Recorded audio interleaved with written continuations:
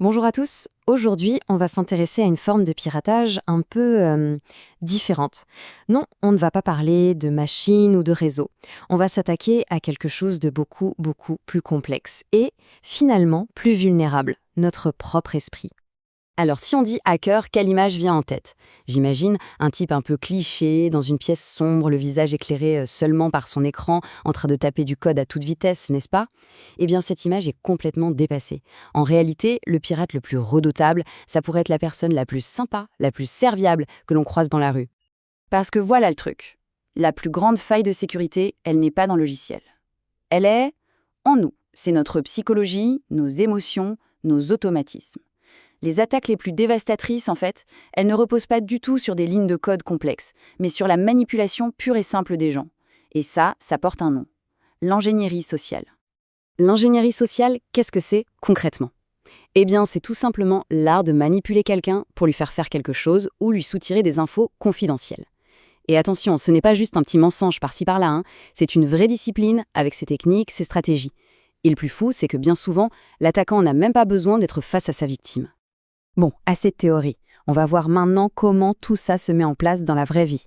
Plongeons dans un cas d'école, une étude de cas assez parlante. Ça paraît dingue, non?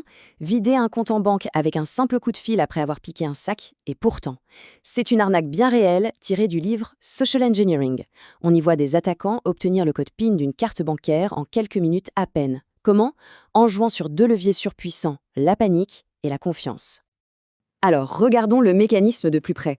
C'est brillant, dans le genre machiavélique. L'attaquant ne fait pas que voler le sac, ça c'est juste le début. En fait, il crée le problème pour ensuite se présenter comme la solution miracle.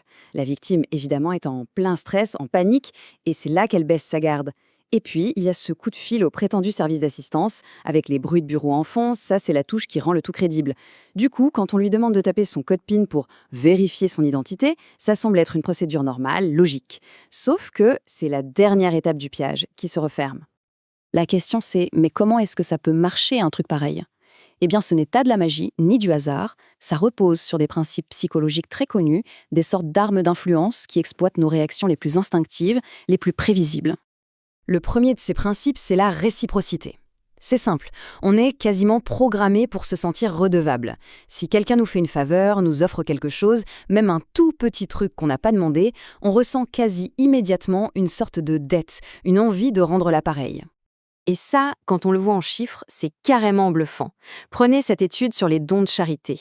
Un simple appel pour demander un don, 18% de réussite. Pas mal. Mais si, avec cet appel, on envoie un petit cadeau non sollicité, genre des étiquettes avec une adresse, eh bien le taux de réussite grimpe à 35%. Il a presque doublé, juste à cause de ce petit cadeau qui crée un énorme sentiment d'obligation. Ok, deuxième arme d'influence, la preuve sociale. Qu'est-ce que c'est? C'est notre tendance naturelle, quand on ne sait pas quoi faire, à regarder ce que font les autres. On se dit que si tout le monde agit d'une certaine manière, c'est que c'est probablement la bonne chose à faire. C'est un raccourci mental super efficace, mais qui peut aussi nous rendre très vulnérables. L'exemple le plus connu, et il est assez drôle, c'est cette vieille expérience filmée en caméra cachée. On met une personne lambda dans un ascenseur avec un groupe de complices. Et à un moment, tous les complices se retournent d'un coup pour faire face au mur du fond. La personne, piégée, au début, elle hésite, elle ne comprend pas, et puis finalement, elle fait pareil, elle se retourne aussi. C'est complètement absurde, mais ça montre bien la puissance du conformisme, juste pour ne pas être différent du groupe. Bon, tout ça est un peu inquiétant, on est d'accord?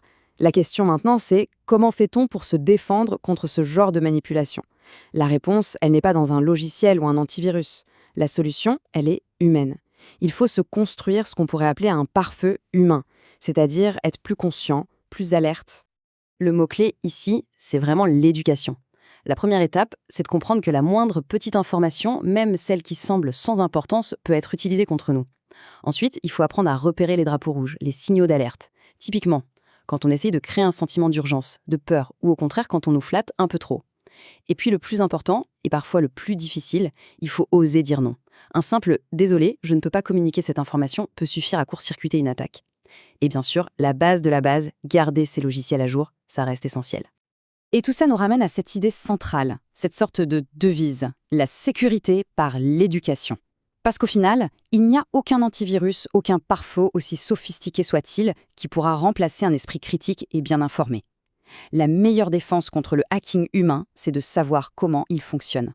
C'est la connaissance qui est et qui restera toujours notre meilleur bouclier.